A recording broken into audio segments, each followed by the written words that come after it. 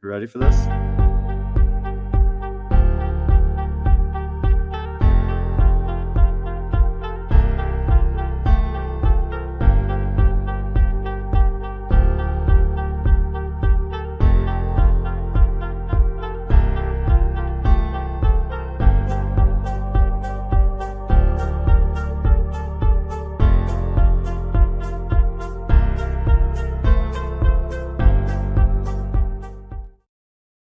Oh man, that countdown music always gets me pumped up. I love it.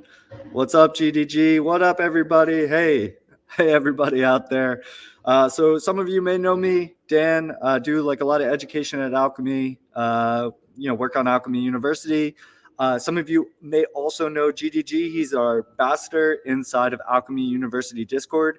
If you aren't in the Discord and you don't know GDG, you are absolutely missing out because he puts on these great quizzes and community events every week. He keeps an awesome community engaged in there. I do see a lot of other people. I see somebody saying that this is the first time they're seeing GDG. GM, GM. That's great. You got admirers, GDG. That's cool. I'm not alone. Everyone knows me. so a lot of exciting stuff today. GGG's in the house for me today to help field some questions. He's going to interrupt me. So if you got a question, just ping the chat. Maybe GGG will just respond to you. Maybe he'll ask me a question and then we can roll from there. GGG, anything you want to say before we jump in? No, that everyone is very welcome. We are here to learn. We are here to enjoy these sessions. And you are all in the best hands, aka Dan Nolan. So please don't hesitate to drop your questions or doubts on the chat, and we will try to respond it. And if not, there's no time, or you don't figure out what to ask, we will continue on Discord, Alchemy University Discord, so we are fine with that. Awesome. GG, are you doxed where I could say your first name? My first name is Gabriel. Okay, I can say it. All right, Gabriel. Not enough. It's Gabriel. Gabriel. Fair enough. What am I making? Which syllable did I get wrong? Do it again. Gabriel. The brill. I'll never get that part. It's not Gabriel. It's Gabriel. Gabriel. Amazing. Thank you. Boom, nailed it. All right. Awesome. So we'll go ahead and jump in. That's a little easier to say than GGG. It occurs to me as we're saying GGG out loud that's like a little tough. It's like a tongue twister. That's because you don't know my last name. So that's why I'm GDG, because every time I need to explain first and last name is a mess. So it's GDG for everyone, and that we are fine. Yeah. All right, cool. It could stand for like good day, guys. Like kind of like a GM. Good day. Good day, God. Good day, guy. Whatever you want. All right, awesome. Let's dive in. No stalling from me. We're just having fun. So let's go ahead and jump in here. Hopefully we got everybody who wanted to check this out today, but it's also going to be recorded. So if you have to hop off at some point, it's all going to be recorded. There's going to be 4 parts to this series. We're going to be building a multiplayer online game. And the thing I want to try to impress you guys with, by impress, I mean not I'm trying to make you guys surprised at my skills, but impress upon you this idea that it is not, if you like the idea of game development, maybe you've done a little bit of it in the past, you can use a lot of AI tools to really help you bridge the gap now. And that's one thing that I really want to show you guys here. And that's going to be a big part of this. But also a part of it is going to be you're going to want to also just understand the basics of game development. So you're going to want to understand what a game loop is, how typical update render cycles work. And then specifically today, we're going to be talking about the server client model where with a multiplayer online game, you're going to want to do something that's often referred to as server authoritative. There's a couple different ways to set it up where you could also do some client prediction, but I'm going to keep it really simple today where I'll show you guys basically how this works. What I want to start with is playing the game that we're going to be jumping into. So you guys may have already seen this. What I'm going to do is I'm going to go ahead and share screen. GGG, is there something you want to say? Whoa, whoa, whoa! Are you sharing? Not I yet, can. not yet. Okay. No, no. I was going to say just for the audience. This is just the first part of the session, right? We will have more. Yeah, exactly. So today is part one. And by part four, we will be building this game that you see right here. And we'll be hooking it up to a blockchain so that you can connect to multiple games together. So this is the intention to get here by the end. I don't know if we'll get this fully developed, but essentially, this is what we're aiming for. Regardless of whether we get here, I will give you guys everything that you need to know in order to build something like this. And you can also find, if you go out to Twitter, you can find the GitHub repository for how this all works together, this multiplayer online game. To sort of get things kicked off, I'd love for people to join me in this world. You can actually just jump into this demo here, and we could just pop on in here to this game, and you can start Yep. playing. So if you go to Twitter and you find us there, you can get it right there, or I could drop it in Stream Studio. So come on in here and play this with me, and let's see if we get some players. So you can play by moving around on the arrow keys, and then you smash the slimes with spacebar, and you get some experience points. Oh yeah, I don't know. At some point, I expect that this is going to start to lag because I didn't build this like I built this pretty quickly. And I think that if we have too many people, it's going to get a little. Too many people, Look at them and all. don't kill each other. That's not the message that we want to Yeah, spread. don't kill each other. This is Web3. Come on. We're trying to be friends here. Don't kill each other. Oh, man. Wow. Everybody's killing the slimes. There's not enough slimes to go around for people. Oh, man. I have not tested this with more than 2 people, but this actually works pretty good. You guys, I mean, for me, it's not laggy. No, Depending it's on. absolutely fine. Oh, I leveled up. Look at that. Amazing. Oh, this is great. Thanks for joining me on here, guys. this is already a lot of fun. Maybe we just do this the whole live stream. Just go kill slimes. Wait, look at where he spawned. He's not supposed to be on there. They can't So, hurt you, so don't be afraid of them. what can you do with the logo? So this will be a great sort of. Wait, what'd you say, GGG? No, no. There's a log in the middle of nowhere, and any interaction with a Oh, logo is just I was decoration. trying. I was trying to make it look a little nice. So this sprite sheet is actually something that I bought on an asset pack. So I'm going to give them a lot of credit. I have that somewhere I could pull up. It's called. I have this folder open. So somebody came up with the sprite sheet pack, and I was just trying to come up with a map to give it justice, and I think I did a decent job here. So. Yeah, everyone loves 8-bit universe.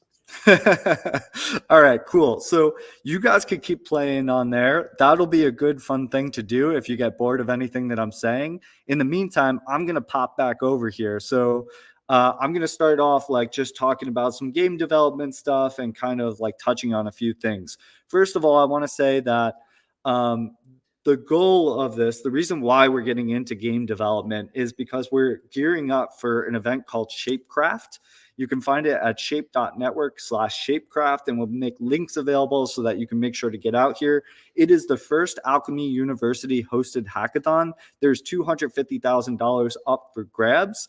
We're actually going to be hosting some live events to kick off the actual event itself. No pressure. You don't have to travel to these things. They'll just be things that if you happen to be in these cities, you can join us at. So if you're in San Francisco, come to the Alchemy office. Ledger in Paris, and in New York City, there's Station 3. So there's a lot of stuff. We'll be passing out more information on all that stuff pretty soon. But if you're remote, you're not near those cities, totally cool. I'm not near those cities. I'm going to be doing all this remote. So yeah, lots of stuff to do. Shapecraft is really cool. The goal of Shapecraft, we're going to be talking about this a lot more in the coming weeks. We just actually recorded a nice piece of content to talk about Shapecraft and like the ideas behind it. I think there's some advantages to building game development in the Web3 space that maybe we aren't necessarily recognizing as an industry. We're not necessarily seeing, hey, there's something that we can provide via Web3 that can actually help us rival some of the biggest games out there, something that would be unique and fun to the player experiences, which is this idea of building worlds that all sort of connect together. So the goal is to build this world and connect it to another world by episode 4 in this series. So we're going to see how those worlds can connect together, and this should give you a pretty good open source repository for you to dive into this once you get started with the hackathon. And I would love to see people just taking the code that we have built here and just expanding upon it as a hackathon submission. That would be super cool to me. If you're not into game development, you still can contribute big time to this thing. We're trying to find all Web3 developers, all smart contract developers, all artists. So if you're developing assets, there'll be prizes for you as well. So like music, game assets, sprite sheets, design for UI UX, all that stuff will be taken into account here for prizes. So hopefully you all have some of those skills. If you don't have some of those skills, just go to university.alchemy.com and start learning Web3 development today. That might be the easiest route to get prepared, or game development that we're going to be working on here. Cool. All right. Let's go ahead, and first thing that I'm going to do, actually, I'm going to show you guys this repo. So this is where we're targeting. This is what we want to get to eventually. I called it MoDemo, and MOW stands for Multiplayer Online World. The reason why I called it this is because I have this picture of multiplayer online worlds all connecting together and creating a massive multiplayer online. So if you've ever heard the idea of an MMO, like a RuneScape or World of Warcraft or Final Fantasy, there's a Final Fantasy one that I didn't play, but that's also another one of the big MMOs. And then there's a lot more that have come out over the past few years. MMOs are these giant projects that take a studio a long time to build. What I think would be super cool is if we all created small MOs, like a bunch of MOs that together connected via the data layer of the blockchain, create an MMO, right? That's kind of cool. So I thought that would be a unique, interesting acronym there. And that kind of captures the spirit of what we're trying to do here. So MoDemo, this is what we're aiming for. I'm going to show you guys basically the architecture of why this is built the way that it is. You could check out the code. Feel free to do it. You don't have to jump ahead. But if you want to, definitely do go ahead and do it. There's going to be a front end and a back end here, and then assets that are shared between the front end and the back end. I'm going to tell you why there's a front end and a back end and sort of scope that out for you. The server is going to be in charge of most of the game logic, whereas the front end is going to be kind of a dumb front end, a dumb client that's just going to take in inputs, send them to the back end, and then get the game state back from the back end and then render that. That's kind of what we're aiming for in this server authoritative model. I'll show you guys what I mean by that. These are going to have to share assets. The assets that they're going to have to share are things like the map. So you'll notice that when you run around, we all can run around and we can all agree upon like where we are in the world. And if I run into a tree, I can't like run through that tree on your screen or my screen, right? Because all the game logic is happening on the server, right? That's where the position is being set. The front end could just tell the server, hey, this guy's trying to move right, or this guy's trying to move up, this guy's trying to move down, that sort of thing. So the assets that need to be shared are going to be the maps that are going to tell the back end and the front end what these positions should be like, so that I could draw out the map and get something that looks like this with a log like GGG pointed out. I just randomly put that log down there. Cool. All right. So any questions so far? GGG, do you have any? Do you see any in the chat? No, I already replied that one question was for before, but just clarifying if you are in another medium, if this is only on-site hackathon. No, it's an online hackathon, right? Right. Yeah, that's a great question to point. It's fully online, so you can join these in-person events. That's totally cool. Like these are going to just be for the kickoff. They're going to be on November 18th, but it's fully online. So you're going to get everything online. We're going to do the keynote online. We're going to do everything so that you can participate fully remotely wherever you are. Sweet. Great question. All right, awesome. So let's go ahead and talk about the server authoritative. So this is going to be a good sort of thing to refer back to as we go through these 4 episodes, because we need to talk about what it means to have a server authoritative game. And a server authoritative game is the one where the server is basically in charge of everything, right? All the game logic is going to be on the server side.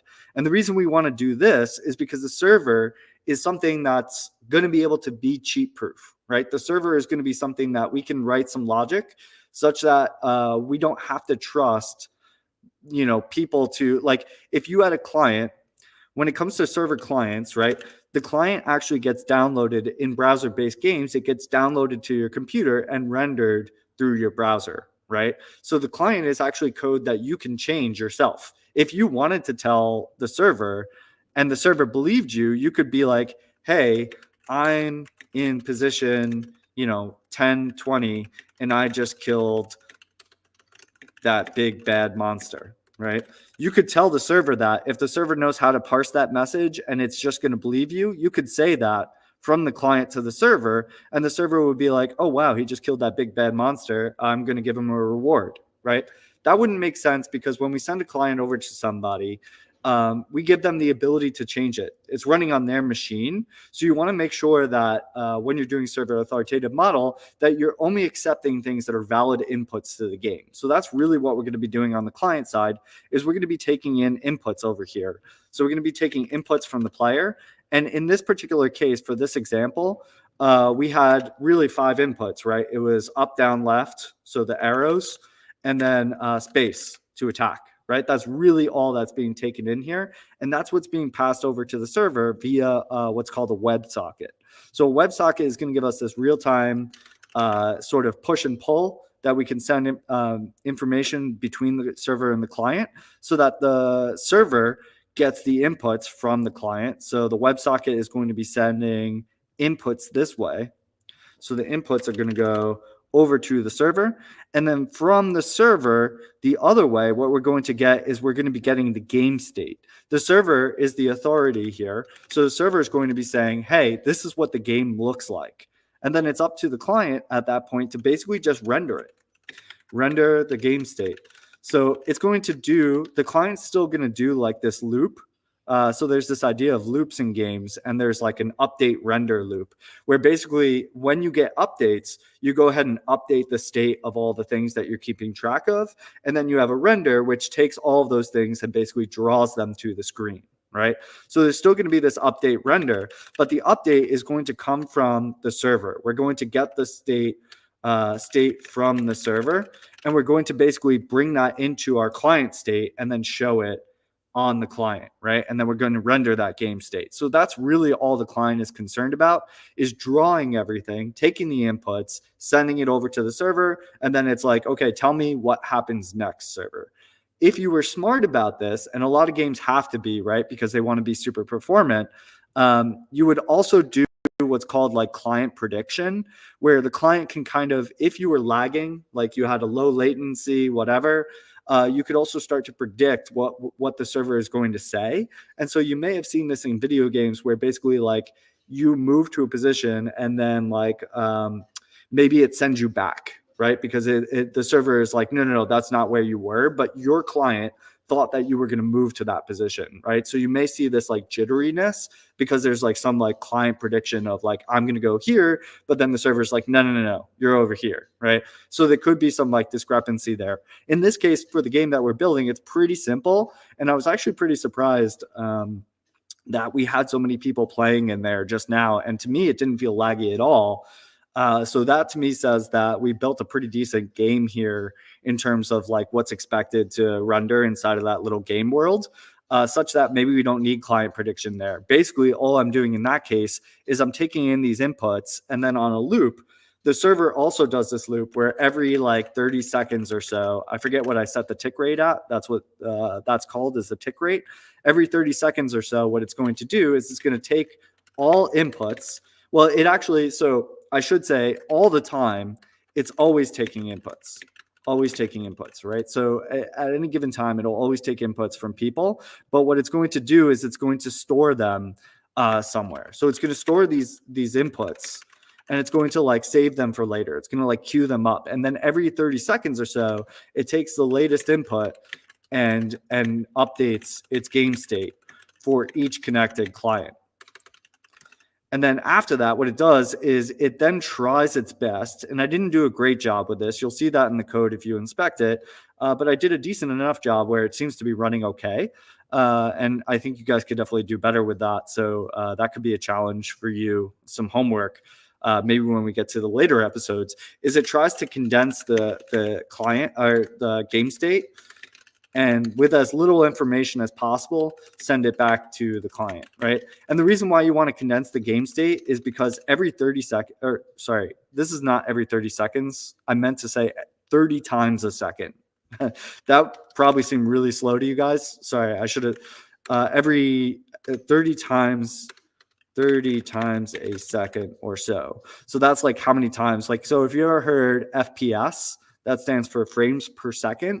So it's how many times that you're getting like an update or a render per second, right? So in this case, the server has like this internal clock that's running really fast, right? Like 30 times a second is no joke. That's like, that's happening super quick. Every second we're doing like 30 of these, like take every single input and update the game. Fortunately, like our computers are fast enough to be able to do this sort of stuff, which is still kind of amazing to me.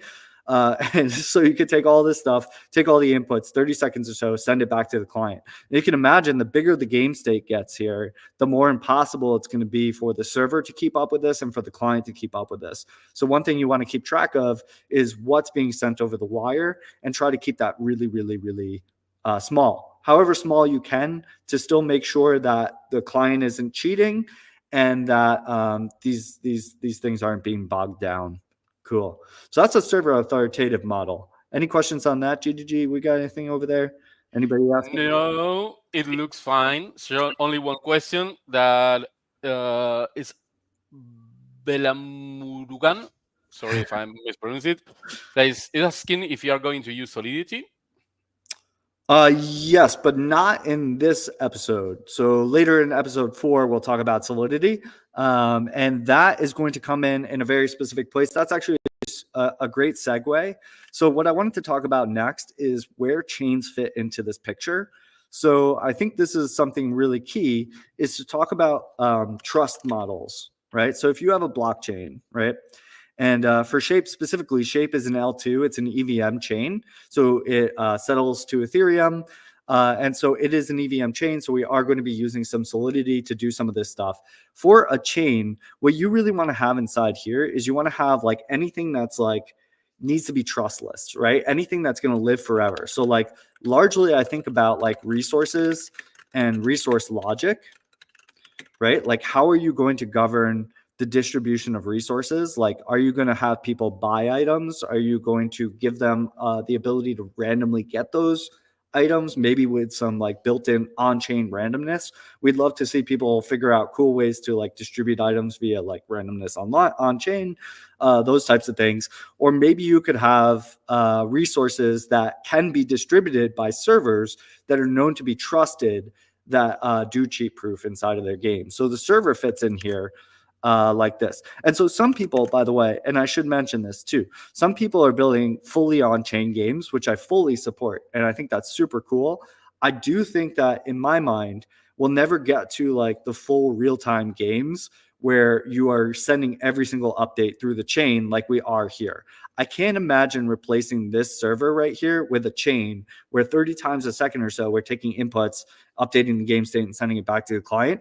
Could be wrong there. There's a lot of people that are like, talking about these L2s and L1s that are like super mega performant. Maybe we get to a point where like the chain really can just replace the server right here. I don't think so. To me, that seems kind of wild. Chains are just naturally slower just due to some of the things that we expect them to do and the trustlessness that we get from them. So we'll see if we ever get there. But in the meantime, the way I like to think about this is you have a server and you have a chain. And chain can dictate like the resources and resource logic. Whereas the server, what you could do here is you could do like validate the inputs, make sure nobody's cheating, right? That's kind of the idea here. If you want to do any sort of item distribution, right, you could potentially do this over here on chain. You could do item distribution. Now, this is something that you could potentially do, but if you're going to do this, you want to have like Sybil resistance, right? You don't want to have like a ton of bots that are like coming in here and like creating, essentially like coming in here and being able to like earn these items, right? Like if you had like a world where people were able to like mine gold and you didn't have any sort of Sybil resistance, so bots could just come in and do this all day, what we're going to end up with is video games where like you just have like miners that are coming in and just mining gold, right? Like that sort of thing. So that wouldn't be super fun for anyone. So I think when it comes to item distribution, you want to have like the Sybil resistance baked in. And definitely you want to have nobody's cheating across the board anyway, unless it's something that like you really don't care that it's just for the player experience and it's the honor system, but in which case like you probably don't need a chain, you probably don't need all of this baked into it. If we're talking about most of the use cases where we want to have something that like has real value to it and we want to govern this on chain, then we probably want to have this like cheating, Sybil resistance, that sort of stuff baked in. I'm going to talk about this stuff a little bit later, not in these 4 episodes, but in a separate stream of content, where we're going to be talking about item distribution and how I think you can do it in a way that's fair. One easy way to do this is to just sell it, right? You could just sell it. So if you want to just sell the items, that could work. And I mean, you could do a free mint. You could sell it to people for a certain amount. That sort of thing works totally, right? Because the Sybil resistance there is money, right? Bots don't have money, not yet. So, we could kind of like relate it back to the real world. But the downside of that is for people who love video games, doing something like this where you give them an advantage based on being able to like pay money for something is not super exciting to a player. And you can see why. If you're in a virtual world, the last thing you want to be reminded of is the inequalities in real world, right? So item distribution, it'd be really cool if we had a way for people to earn it. And you could potentially earn it if you know that nobody's able to cheat, that you have Sybil resistance. It's a whole separate topic. We'll talk about it. In this particular world that we're going to be talking about, the one that you guys saw over here, the goal is to just render the items. And as a world that's rendering items, you can still get paid via a shared incentive that we'll talk about again on that separate content stream. So you could still get paid for just making these fun games here as part of this world and not having to worry about the distribution side. So that'll be kind of like a separate sort of topic, is item distribution, but you can kind of imagine these things going together. So the server in this case might be involved in item distribution, but mostly it's doing validate the inputs, make sure nobody's cheating. And then what it's going to do with the chain is it's going to be maybe distributing the resources, right? It might be doing the item distribution. That's if you can come up with a cheat proof game, which is really, really hard to do. And even the top games don't do it super well, right? But the main thing that it's going to be doing is it's going to be doing, let me get the arrow key. Oh, here we go. It's going to be reading these resources. And by reading these resources, reading and rendering these resources, we can bake in incentives on chain such that anytime that you read these things from the chain, you get paid for doing that. So when players decide that they want to play that item in your world and they want to come in and play in that particular world, you get paid for doing that. And that's going to be via the gas back mechanism, which is a key part of the Shape blockchain. So we'll talk about that later in a separate sort of stream, but gas back is going to be the main sort of thing here. And we'll talk about how that works with smart contracts. You'll have to deploy your own smart contract that people can move their items into, still be able to pull them out later. But when they move their items into your world and then you render it, you read from that database, you read from that chain, I should say, you'll get paid via this gas back mechanism. So that's a really cool thing to point out there. And that's kind of answering that smart contract question. Okay, cool. And this all just comes back right to the client over here. So the client is like the dumb client.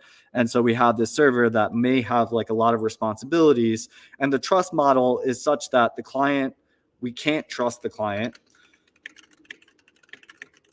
right?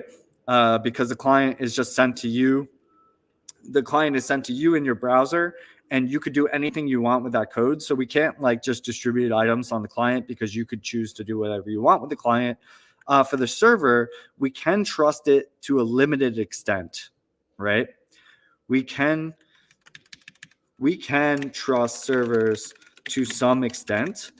Um, but you have to know when you trust servers that there's somebody who operates that server. And that is an agent, that's an individual who has their own motivations, an individual or entity, a company, right, that has their own motivations. And we need to make sure that we bake in the real incentives over at the chain level, right? This we don't need to trust chains at all, fully trustless, right? So that's the advantages of these different things is they have different trust levels that's going to allow us to sort of move across these. So servers we can trust to some extent.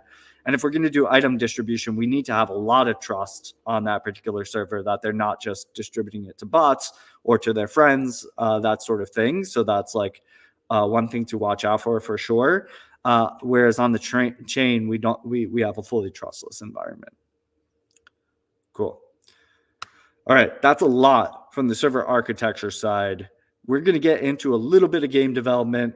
If there's no questions, I'm going to jump right into the game development side here. And we're just going to get a little bit of game development going with the time that we have available, which is about half an hour. Yeah, not too bad. No questions, CGD? Do we have anything? No, no questions already replied in the chat, but just to reinforce the idea, one of the questions was we are going to use a hybrid model, Web 2 plus Web 3, and the answer is yes. Yeah, exactly. So I think you could do fully on-chain games. And for Shapecraft, we welcome anyone to do fully on-chain games. That is totally cool. And if you want to spend all of your time over here in the chain world and you want to do game logic in the chain world, you want to do item distribution in the chain world, like you could think of like, maybe having like verifiable random functions over here, VRFs inside of Yeah, your. probably in turn-based games is a good approach for today's blockchain, chess, or whatever other in-turn games, Yeah. not real time. And also for, I'm thinking out loud, but I think it's a good idea for hackathon participants to also include kind of items as gate validation or level validations across the world. You mean Yeah. you get one prize or one NFT or one whatever in this world, this game or this whatever, and you get access to another world, different world for a super exclusive level or super exclusive access or whatever. So there are a lot of possibilities here. Yeah, so that's a really key thing. And yeah, I don't want to get too carried away with it. We're going to release a new piece of content next week, which is a talk between me and Han, the founder of Shape, where we talk about the different things that you could build here on like an idea level, on a like sort of like this utopian vision for what you could build, and like just try to get everyone excited and creative. But you touch on something really important there, GGG, which is I think that you can definitely do sort of these games that are able to collaborate together in an interesting way. And one of the ideas that we play on in that piece of content is having like an unlockable character or an unlockable piece of content, unlockable thing. You can imagine like if you had your favorite video game and because you beat that video game when you were a kid, like 100%, or last week, right, you beat it 100% and you like obsessed over the game, and because you did that, now you can like unlock some special area inside of a different game. You would love that idea, right? Like I would love that idea. Like it'd be great for me if I like, I don't know, took some of my old video games like Super Mario World, and because I beat it like 100%, now I could go to this like special secret area inside of another world and be able to like move that asset over. The idea that I was able to beat this game all the way through, right? That would be super cool and fun for me. So you can imagine that sort of stuff happening here. And if we can build in the incentive such that when you move from one world to the other, both worlds get paid for you as a user wanting to be able to like move that item across these things. They have an open incentive to collaborate, and as a user we could potentially just enjoy that experience of being able to like move our items across these worlds, kind of have like a nomadic experience where you go from one server to another, or one website to another, one app, one game, whatever, and all your items are there. They're all baked in. You have everything that you've had from the other worlds as long as they've been implemented. So there's a lot of really exciting stuff there that we'll definitely be playing with. Cool. Sweet. So let's go ahead and do some game development then. So we're going to try to today just focus on the client. So there is a game engine called Phaser. So Phaser Engine is what it's called. It's a browser-based game engine. So there's a lot of really good engines out there.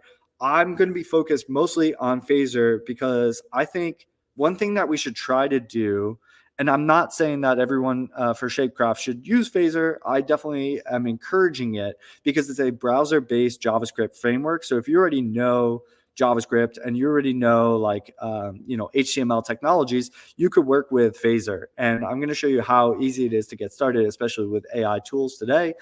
So I would definitely recommend this. And the reason why I want to focus on browser games first is because, again, like I think that we have a unique advantage in Web3 that we can connect these worlds and create a player experience that would be fun to be able to go from one site to another and be able to see that this is something like brand new that you've never seen in any other game before, where like different games are collaborating in a really novel and unique way.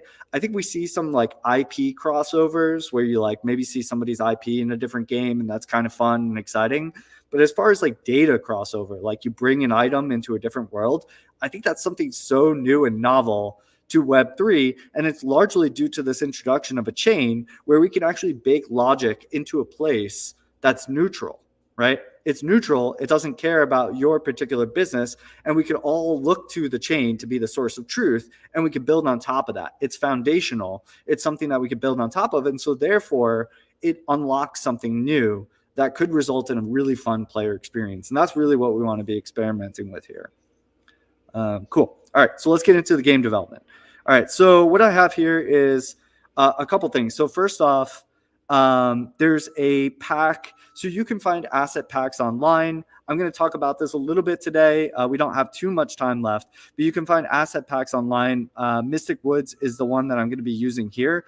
This is a free asset pack, but you can also pay to get the full asset pack. And I think if you look up like Mystic Woods asset pack, you'll find the one that I'm talking about here. Here it is. So this is the one that I use to render my game. So you could immediately see all the stuff here that like is in the game. They did a much better job of drawing it in their game because you could see that they added like a lot more items and things like that. So I have a lot to learn when it comes to like building maps and everything like that. But this is the asset pack that you could use to render, and it's free, or you could pay for it if you want the full asset pack like I did. But the free version gets you a lot of the stuff as well. A lot of the times when you're looking for great asset packs, you can find them on itch.io.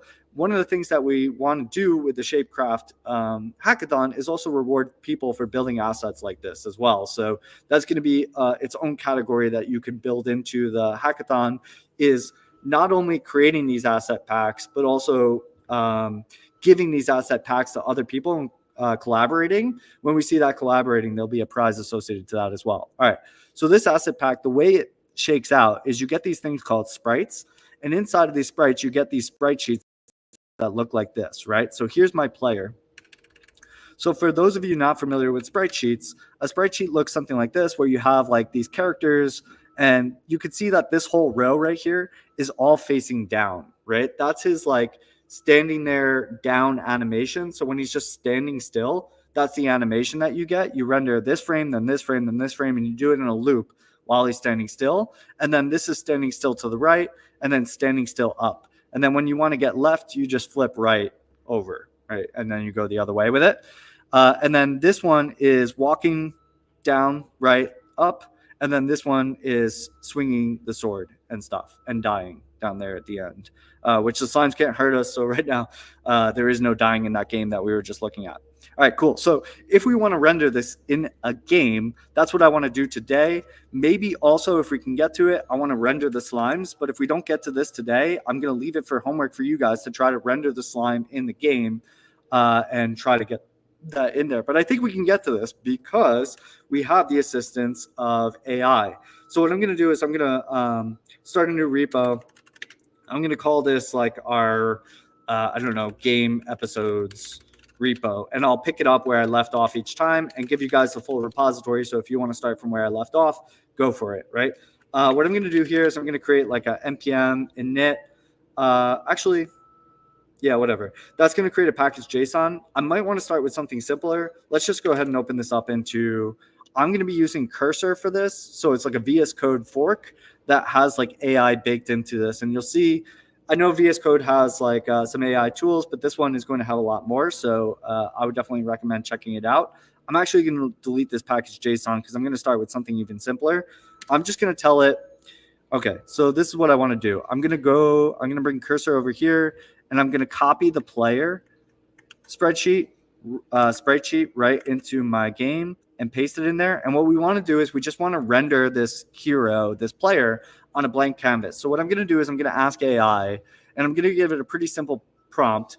And people have been telling me that Claude 3.5 is the way to go. So that's what I'm going to use here. I'm going to use Claude 3.5. What I'm going to tell it is, hey, can you help me build a phaser game where I have a character sprite sheet called player.png. I want to be able to move this character around the screen, and I'll tell you what the sprite sheet looks like. I don't think there's a way to actually have AI parse sprite sheets yet, but I bet you somebody is working on that. That would be super cool. Until then, I'm going to have to tell the AI what this sprite sheet actually looks like in order for it to understand, like, oh, hey, you can like, you have an animation like what I told you guys, like he's facing down, he's facing right, he's facing up, all that sort of stuff.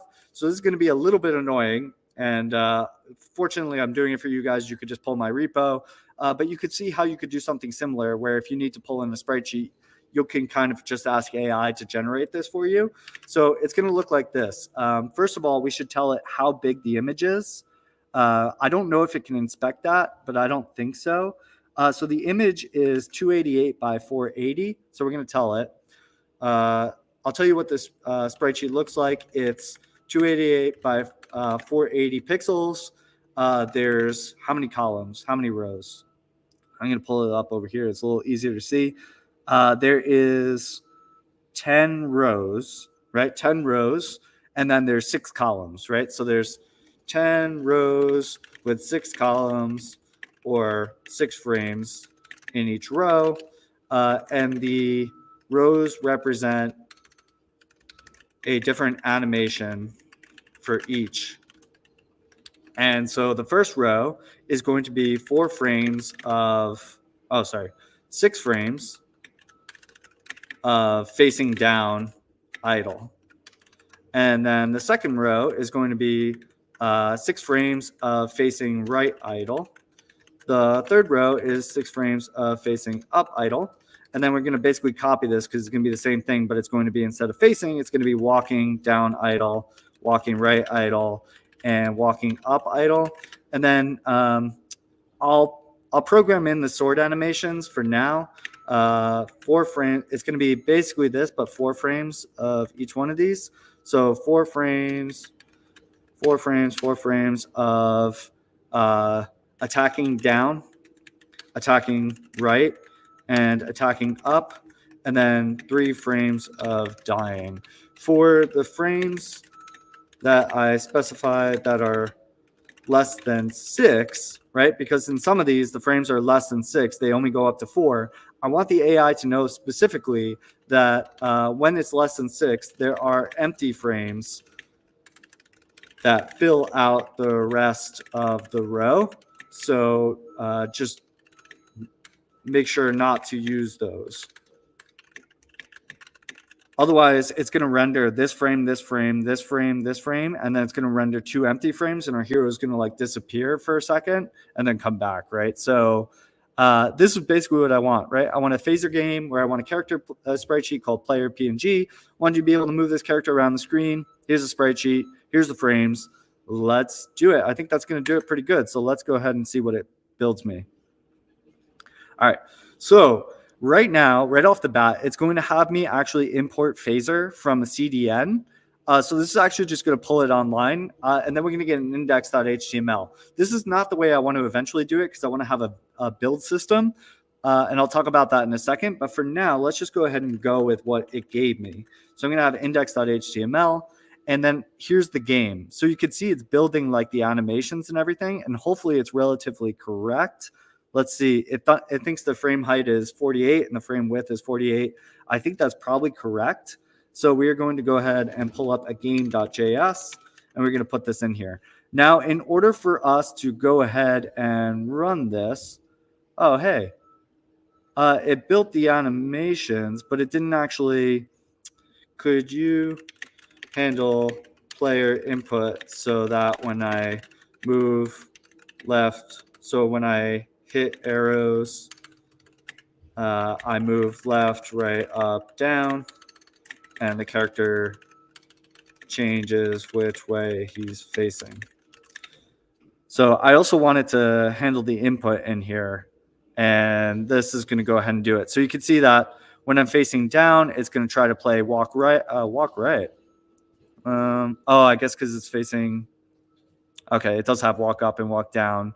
This is, and you'll notice it's smart enough to play the walk right here, and then flip it when I'm facing left versus when I'm facing right. So that was pretty smart of it to pick up on that. So I'm just going to go ahead and apply this. So you can see that it's actually going to show me the pull request over here. And you can get into the code, right? I kind of need to sometimes to be able to like change the speed and understand what it's doing. So I recommend when you're using AI in this way to really read the code and understand what it's doing, because it's going to be important for you as you're programming along with AI to understand the whole code base. If you get to a point where you don't understand what it did, you're not going to be able to change it easily. You're not even going to be able to prompt it easily because you don't understand how the code base works. So I always recommend kind of acting like a pull request reviewer, where you're looking at the pull request and you really absorb the code and say, okay, I think I understand how this is working. This looks like a weird piece of code to me, honestly. I kind of would ask it why it's doing that, the velocity clone, and having previous velocity. I wonder why. That's a little odd. Where does it use previous velocity? Uh, oh, interesting. So it's actually using that to figure out whether or not it should play the idle animation. All right, that's cool. We'll give it a try and see what it came up with here and see whether or not that's going to work. So let's go ahead and jump into our index.html. So I put this in my repos in something called game episodes. So let's go to game episodes. And then there's this index.html, which if we just pull it up right now, that doesn't look right at all. So unfortunately, not working, right? Let's see what happened here. So for one thing, it said cannot read properties of undefined for the current frame. Bummer. Okay, so that's in the animation, scene create. So it's saying it's having problem with, texture player not found. Okay, that's going to be the issue. So it's saying texture player is not found. And I think maybe, is that because it's just not loading the player.png? Okay, we might need to set up a server here. Okay, so we might need to do something here. Let's go ahead and create. So if we're not serving these assets, then it might not be able to find this player.png right here. So one thing that I wanted to do anyway was to build a build system. And there's a really good build systems these days. One's called Vite that I really like using. That's going to do automatic reload and run a server where we can get all of our assets from. Right now, the fact that we're not actually serving this player.png is a reason why it's not finding it inside of the game. And so therefore, it's not able to play that animation. And so therefore, all we're seeing is this green box right now. So what we really want to do is we want to set up a build system. I'm going to skip right to changing this to Vite. So I'm going to ask it, can you go through the steps to change my my repository here to use the Vite build system to run the game. And what Vite is going to do is whenever I save, it's going to run a server, a build server. It's also going to have a deployment server that we can use when we go to deploy this to a server somewhere. But the build system is actually going to automatically, when we save, it's going to automatically update the code, which is going to show us the latest up over here, as opposed to what we're doing right now, which is just going to basically show us, we're going to have to like refresh. The assets are going to get cached. It's not going to be a good experience. And so Therefore, we want to move to Vite. So in order to set up with Vite, we do need to have Node.js installed. That's fine. So we're going to do a package JSON. Okay, that's interesting. Wait. Oh. I didn't give it my full context of my. So when you're using this tool Cursor, let's cancel this. When you're using Cursor, one thing to watch out for is there's this like context here where you could show it like whatever you want to show it. You could show it all the files, or you could just show one file. In this case, because I only showed one file, it doesn't really have a good understanding of my whole project. And so therefore it started to tell me how to like use a template. I don't really want to use a template. I want to just modify my current repository. So can you modify my current repository here to use Vite build system to run the game? Yeah, that's basically all I want. So it's going to go ahead and look through everything that I have in here. And yeah, this is going to be better. Okay. Yeah, I like this one. All right, sweet. So we're just going to, yeah, okay. I still don't like this create Vite because I don't want to install anything globally, but we'll go ahead and do this anyway. So let's do npm init and we're going to install phaser. And then what we need, so unfortunately it didn't give me exactly what I wanted, but what we do need, we're going to pull over this index.html, and this is going to give me the game.js. You'll notice now we're not like pulling in all the assets. Rather, we could just pull in game.js, and game.js can pull in everything else because it can import stuff. So in this case, we're going to import phaser directly from our node modules, and the Vite build system is going to work on building that all together as opposed to the index.html, which only has access to the assets that it has access to. So we're going to pull over the game.js. It's really all it did actually here. I should have just applied it. All it did, let me just go back. Instead of just copying this over, let's just go back here. And what I'm going to do is I'm just going to apply it because I think the only thing it did, oh, it's moving it into source. All right. So one thing that it did do is it put it into the source folder here. So this all looks like new code, but I think this is the exact same code we had before. So I'm just going to accept that. And I'm going to remove my game.js because source is going to be where our source code is going to be located. So we're going to keep that in there and have our game.js. And then you can run npm run dev. Can you give me, it didn't give me a package JSON that has Vite run scripts in it, and also a Vite config. Okay, so this one's going to go ahead and basically have, these are like your Vite commands for when you want to actually start and deploy and build a Vite project. So we're going to go ahead and have these over here. And then we need a Vite config, which is just basically going to set up the basic configurations for our build server here. So I have my Vite config, and this should be everything that we need. So now that in our package JSON, we have this dev right here, we can actually do npm run dev, and this is going to run that build server, hopefully. Okay, so maybe we need to npm I install because we have Vite as a dependency, dev dependency. So we'll go ahead and install that, and then we'll run npm run dev. And now we have ourselves a local server that's going to run, that is going to automatically reload whenever we do something inside of our dev environment. So one thing that we're seeing now is it's saying, this might actually be something that changed in the latest phaser version. So unfortunately, it's giving me an issue with the cursors here. I think this might just be due to, sometimes this happens. There's a way to go in and configure your environment to also say what version of phaser you're focused on. So in this case, we'll just have to remind it, hey, this cursor's API is actually changed. So let's go ahead. So this is the error. We're using phaser 3.86. That's what's actually in here in this case. 3.86 there. So it's giving me an issue because this was actually the old API for the old phaser, I believe. So I think it's going to know that this is it's going to change. Oh, okay. So it just actually thinks all we need to do is initialize the cursor keys. Okay, so in that case, maybe it's actually simpler than I thought. Oh my goodness, what did it just do?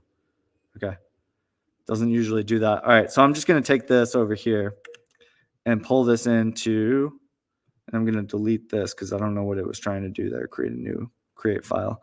And I'm going to pull this over into create. And we are just going to create our cursor keys. So I think maybe now we should have ourselves a little guy. There he is. All right. He doesn't move yet. Oh, yeah, there he goes. There he's moving. Look at that. It's working perfectly. All right, sweet. That's not. Woohoo! All right, so there's a little guy. He's moving around. And we did that in like, I don't know, 20 minutes just from AI prompts, right? I mean, I had a little bit of give and go there that made it a little bit tough. One thing that we might want to do is let's start a new chat because I think it's a little confused where my game is. So let's see, because it tried to create a new file. So I think it got a little confused. Can you scale up the player a little bit? Because he's a little small over there. I don't know if you guys can see that. So let's set his scale. That's pretty good. So now let's apply that. Yeah, scale to 1.5. So we're going to multiply him, magnify him a little bit more. 1.5. I'll zoom in a little bit so you guys can see him. There he is. There's our player. That's not bad for today. Maybe if we go a little bit over the hour, we could start to render some slimes as well. That would be kind of cool. So let me just try to get that in there as fast as we can. And then we'll call it a day for now. And we'll get to more of the fun stuff a little bit later. So let's go to Mystic Woods 2 sprites. We're going to go to characters. I'm going to get the slime and I'm going to bring him over. And to show you guys again, paste the slime. We're going to go ahead and do something very similar to what we did before. So can you, so basically I'm just going to ask it for the whole 9 yards. Can you render me like 10 slimes on screen that will randomly be placed inside of the map? We have a slime.png that you can use. Let's see how big it is, right? We need to tell it how big it is. That way it knows like the frame height and it could do the math automatically. So it's 224 by 416. And the frame, and it has, let's see, 1, 2, 3, 1, 2, 3, 6, 9, 12, 13. It has 13 rows with 7 columns in each row, or 7 frames. And some of the rows are not fully complete. So if I only say 4 frames, just know the rest of the row is blank, so don't use those frames. Cool. All right, so it's 4 frames of idle down, 4 frames of idle right, 4 frames of idle up, 6 frames of what is that? Like a hop? He's hopping down. 6 frames of hopping down, 6 frames of hopping right. Hopefully it'll like do some hopping around, and 6 frames of hopping up. And then it's kind of doing a jump. That's a much bigger jump there. I don't know if you guys can see it. He's like kind of hopping. He's so happy. Look at him. That's just such a cool asset pack. He's like hopping over here and then he's like jumping here. So we want to do like, oh my God, how do I zoom out? Oh no, that's like zooming out my whole thing. All right, he's doing like 7 frames. 7 frames? 7. Yeah, 7 frames of jumping and then 3 frames of, all right, it's like 6 Lords of Leaping. All right, 7 frames of jumping down, 7 frames of jumping right. And again, it's going to be smart enough to know to flip the animation, hopefully just based on the fact that there is no left animation, right? And then it's three frames of confusion down. It looks kind of confused. I don't know what we'll use that animation for. I think I used it whenever you get hit in the game that you guys saw. And then 3 games confusion right up, and then 4 frames of, is it 4 or 5? 5 frames of dying. Okay, and then 5 frames of dying. Okay, and have the slimes move randomly, hopping sometimes. and jumping very fast other times, going all around the screen in a fun way. I don't know what it'll think fun way means, but hopefully, yeah. So we'll give it the full context of the game, and it will know about game.js, and it'll know about the slime here, and it'll do everything that we need to do. And if it's working perfectly, then we will have ourselves, I think those are the right frame heights. I think we are going to end here on a really good note where we have slimes. This is going to be cool. All right, let's let it go. See, it's doing all the animations. So it's figuring out what frames to start at and end at. This is really nice because I don't have to do all that math myself of figuring out like all that. And then it's saying, here's how we add the slimes to the screen. So it's actually using the phaser engine for like the physics here, and then creating those. And then it's doing some random movement logic. And yeah, I think that's pretty good. So let's go ahead and apply this here. Oh my goodness. Okay.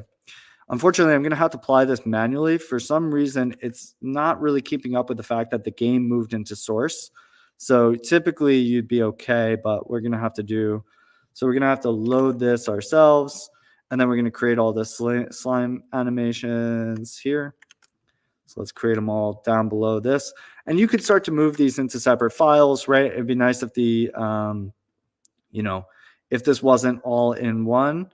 And so we're going to create a, do we have to create this above here? We'll create the slimes. That's going to be a new physics group. And we'll create all of those. And then for all the children during the update, they're just going to randomly move around. So let's see what happens here. And hopefully we're in a good spot here too. Okay, so that's the if. Cool. All right, so we'll load up and see what's happening over here. Okay, that's not working quite right. Slimes is not defined. Oh, this slime's right here. Unfortunately, because it lost context of my file, it's kind of confused. It wants me to do this in the sorry, there's too much going on. It wants me to do this in the create function, and we really need to clean this up in this create function. But unfortunately, this right here, this slimes is not going to be accessible down in here in the update. We're on like a class, so we're going to want to put it on this dot slimes, and then hopefully we could do this dot slimes dot children down here. So unfortunately, it kind of like lost access to my code base, and now it's getting a lot of problems. Typically, it's pretty right on. So I think I would just like try to figure out a way to restart this, because right now it's a little bit off track. But oh, look at them. Oh, they're a little scaled down compared to our hero, but maybe that's kind of nice. I don't know. Look at them. They're running around. Those are all slimes. They don't seem to know about the boundary of the map, so they all just went a random walk, and now they're out there in the universe. Maybe they're by you guys somewhere out there. So maybe that's that we'd want to tell it, is to tell it about the boundaries so they don't go running out there into the world. But there you see, we're rendering the slimes. AI got us most of the way there. There's definitely some issues in how you have to work with it, but pretty cool. What I'm going to do is, for homework, I'm going to send you guys with this repository. I want you to play around with this. Try to teach the slimes to stay within the boundaries. Try to scale them up so they look like they're close to the hero, and maybe work on the jumping, hopping animation with AI, so that it actually looks a little bit more like they're jumping and hopping around and not just kind of flying around. And maybe kill the hero if they get, if they hit them. Then it's kind of like a dodging game. So that's what I give to you guys as CTA. In the next episode, what we're going to be doing is we're going to be turning this into a server client game. So we're going to start moving some of the logic into the server client, and then we'll start to render a tile set. So we'll actually see like a map behind here. So that's what you have to look forward to. I look forward to seeing you guys all here in episode 2. And if there's not any questions, I could take one or two real quick. I think we're running up on time. No question as far as I see. One suggestion: you are amazing using AI for coding. Probably I and most of people we will relook on 0.25 speed, just to, but you are awesome. We can see your brain cells working. Yeah. Use, please and thank you, because you never know in the future what AI going to convert. So be kind with the AI. I always use thank you and please. Yeah, yeah, for sure. That's I always feel the need to do it. It feels so personal to me. I don't know. Yeah. But yeah, and if I went a little fast for anyone, I apologize. We do have to get through a lot in these episodes, so hopefully, yeah, rewatch it, play around with it yourself. That's where you're going to learn the most. And really, I'm just here to sort of guide you guys. I'm going to teach you like the architecture, decisions, and that sort of stuff. So you should be able to play around with this stuff yourself if you're excited about this sort of thing. So try Yeah, it and out. post your work on Alchemy University Discord so we can see it and share it and enjoy it. I would love to share some work from people for next week, and we could do some deployment instructions. So once you have that Vite built set up, you could deploy it to Heroku like I did, and it's really simple. So we could show people's game next time live on a Heroku site or, whatever build you use, and we could, yeah, check them out. That would be super cool. Yeah, we will create a channel for this. Awesome. Thanks, everybody. Look forward to seeing you Thank episode 2. you. See you, everybody. Same day, same time. Bye bye. Bye bye.